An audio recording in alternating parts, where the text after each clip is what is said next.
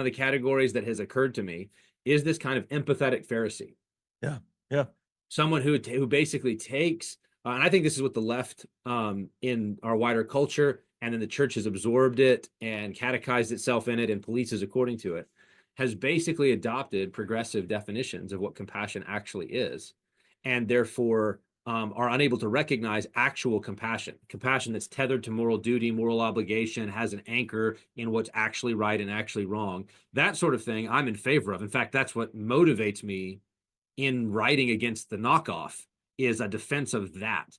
But in the modern world, it's progressive definitions of compassion that actually are operative and that really get into our bones, so that we flinch at things we shouldn't flinch at, and then are steered in ways that we shouldn't. And you can think of any number of theological or cultural issues where we've seen this take place.